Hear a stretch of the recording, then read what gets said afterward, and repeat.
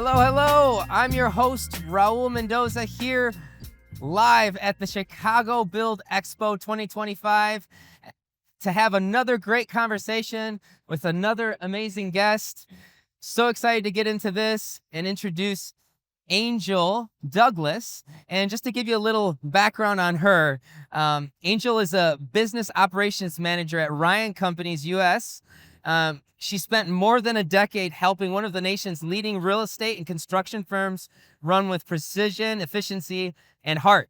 Her leadership has touched everything from project management and process improvement to culture building and people development, always with a focus on empowering those around her to grow and lead. And what we're going to be talking today about is being stronger together.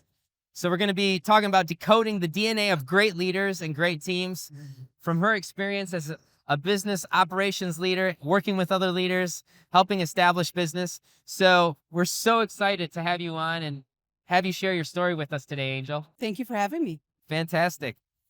All right. Well, let's kick into it. Such a unique career you have. We're kind of talking about this prior to hitting the record button, but we're both from Kenosha, which is amazing. Small world, and here we are in Kenosha and in Chicago for the expo. But you've had such a unique career, from business operations in real estate and construction to leadership roles in organizations like Women of Drive and Third Coast Wrestling, which I want to hear more about that, and I'm sure our audience will as well. But what experiences have most shaped your leadership philosophy? I think never saying no if I can handle it has been the main philosophy of my career, of getting involved, asking where I can help, pitching in where I'm needed, and finding solutions for problems people didn't even know they had. So that's what's led my career, and that's what's led my leadership style as well. That's fantastic. Just taking challenges as they come and looking at them as learning opportunities. And so I could definitely tell you're someone with a growth mindset that's looking to experience new things, and you don't know what you don't know, right? So yeah, tell us about your time at Ryan. It looks like you've been there for quite, about 13 years or so. Tell us your story there. Maybe tell us about some things that, you're proud of in terms of the work that you've done there. Absolutely. So I came to Ryan Companies a little differently. I was running a concrete company in Minnesota, and I had 2 little kids in diapers, and I just couldn't handle the male-only field. I was the only woman on the plant managing the drivers and all of that. So it was very difficult. And then I unfortunately had a leader who said to me, because you're a woman, you'll go no further than where you're at right now at this company. And so that led me to finding something else. It just so happened that my Cub Scout co-leader worked for Ryan Companies, and she said, hey, why don't you come apply here? And I did, thinking, oh, this is not going to happen. I'm not going to wind up at Ryan Companies. And I did. And I started out as a project coordinator there in Minneapolis at their home office, and worked there for a couple years, and they promoted me. I came out here to Chicago. So about 9 years ago, I came out here, and I've just loved every minute of it. The reason I love Ryan Companies and why we all stay is because they're involved. They want to know, what does your family need? What do you guys need? What does our community need? And how can we fill those needs? And on and on and on. And because that's how they operate at their base, all it does is give me more incentive to work harder and want to be there and find great people for my team and all of those sorts of things. So I've loved working there so much, and it gives me the freedom to come to places like Chicago Build and then to do Revitalize Milwaukee last weekend, I believe, or 2 weekends ago up in Milwaukee. So all the volunteering you could want to do. I get involved with Junior Achievement. They just understand that that's my love, and I'm networking while I'm doing all of these things. So it just looks good for them too, and that it's a win-win for both of us. So very involved in the community. I mean, what I've read of Ryan Construction, I think it's amazing. Really involved. People in the organization are really involved in just community projects, and I love that type. I love that type of activity within it. It just says a lot about the health of the leadership, a lot about the health of the culture. So that's great. Well, let's keep going with that. You're known for bringing people together and creating strong teams. And, what does stronger together mean to you? Sure. So stronger together to me means a balanced team. I hire based on balancing teams. We discipline and promote based on that. And it really is about creating the right team for the right project. So not just our construction projects, but even talking about our accounting group or our architecture group, they have to have the right balance. And so that's what I strive for, is to find the right fit for the team. Not necessarily carbon copies of one another, because that to me does not usually make a strong dynamic team. So in order to achieve that, I want people of different backgrounds, different viewpoints, all of that. That's very important to me. So that's how I wind up creating really strong teams, is because I love it. deliberate and I'm very focused on that. That's fantastic. Yeah, it's wonderful when you have different types of personalities, different, big personalities, quieter personalities. You're bringing them all into one group. Yes. And you're trying to paint that vision and picture of, this is what we're going to go for, and everything, trying to get everybody on board and excited, bringing their best selves, bringing their strengths, bringing what they bring to the table. Absolutely. Can you imagine 8 very loud personalities in a construction trailer? It does not work. So you have to balance out the quieter with the more focused with our more dynamic. I love it. I love that mindset. So good. So good. So yeah, let's continue with this issue of teams. Well, it's not an issue, it's a benefit, but actually before that, so do you do recruiting for Ryan's? Okay. Yes. So we've recently created a mission critical sector within our company because we've been building some more data centers. Yeah. And with that has been an entirely new business. So what I've been able to help do is build their foundation with them. So hiring their admins, hiring their job site assistants, their executive assistants, their project coordinators, all of that foundational work I've been able to help with and recruit for them. Excellent. and have some opinions weighed in on. So it's been really good. And that group is solid and strong, and I'm very proud of them. Oh, that's so yeah. Cool. Yeah. Wow. You really wear multiple hats. I do. Yes. I think it's well known. You don't let me get bored. If I get bored, there are problems. So instead of to keep me out of trouble, I stay very, very busy. Yeah. Great. Well, thanks for moving with me there. I was just curious as you were sharing. I was like, oh, does she do recruiting in these areas? And it sounds like you do, so that's great. Well, let's continue talking about teams here and just the DNA of great teams. Great leaders build with great teams, obviously, and what do you think separates high-performing teams from those that just get by and just are trying to get the job, just trying to get to the end of the day? I think buy-in is what really creates a stronger team. And it's not you need to spend 24 hours in the office. It's while you're here, are you focused? And are you doing what you need to do for the team and for yourself?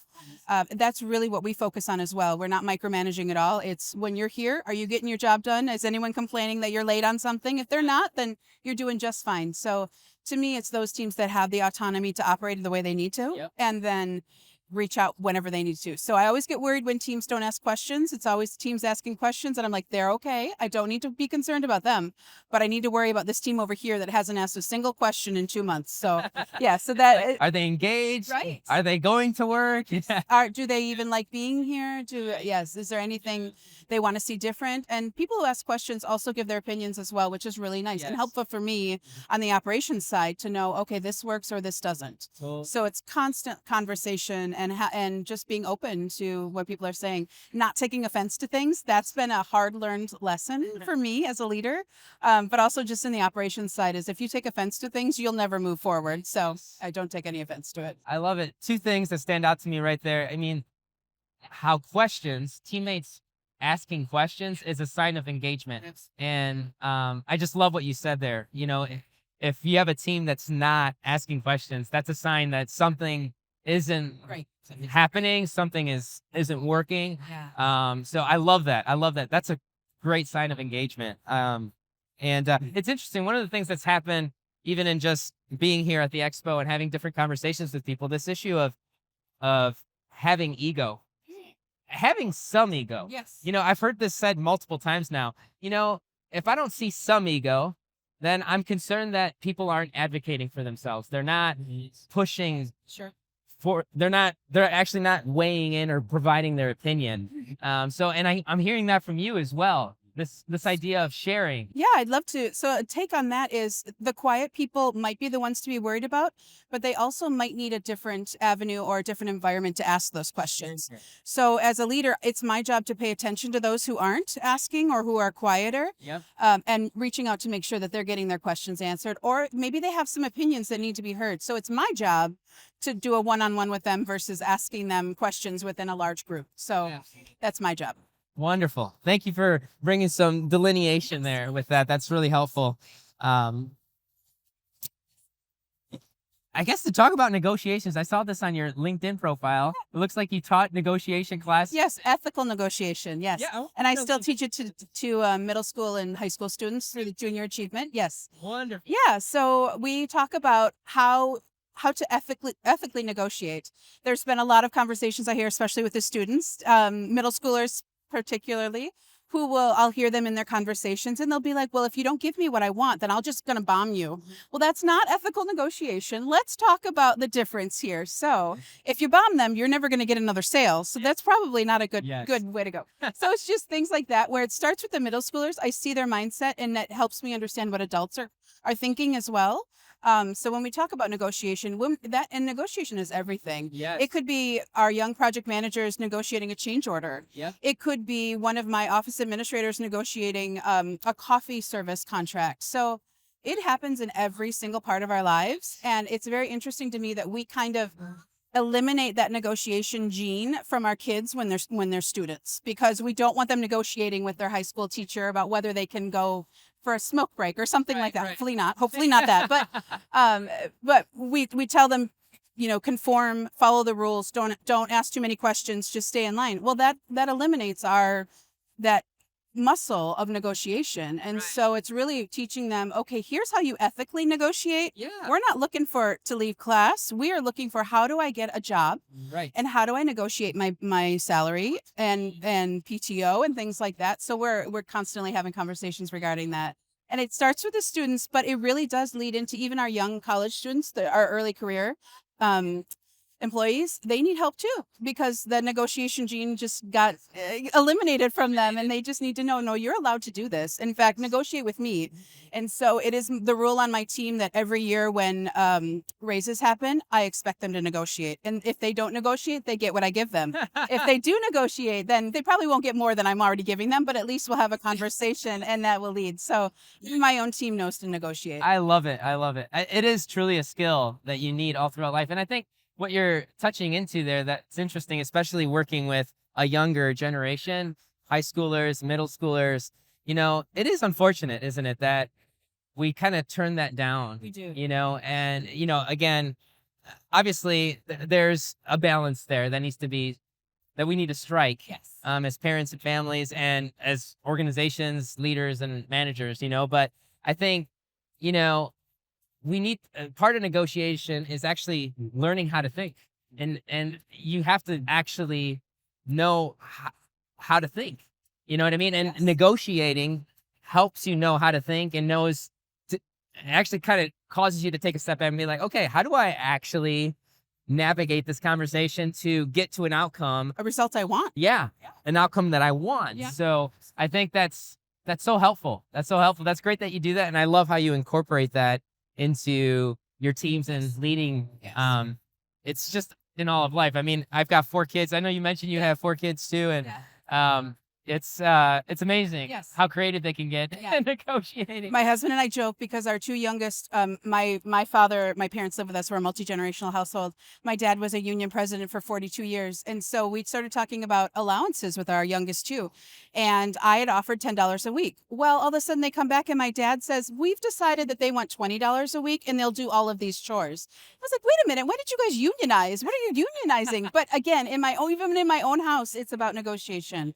And it's about that empathy gene that negotiation takes. You have to think about what the other person wants and what will sell them. So, yeah. I love it. I love it. Well, we talked about negotiation there, and we talked about building teams, leadership. Let's talk a little bit about mentorship and growth, because even throughout all what you shared, there's this dynamic of mentorship and growth. You've invested time in helping kids. high schoolers, middle schoolers, your team. So from mentoring emerging leaders to teaching negotiation, why is mentorship so important to you personally? I think that I had great mentors when I was coming into the industry, and I even had bad mentors, and that actually taught me more probably than the good mentors taught me.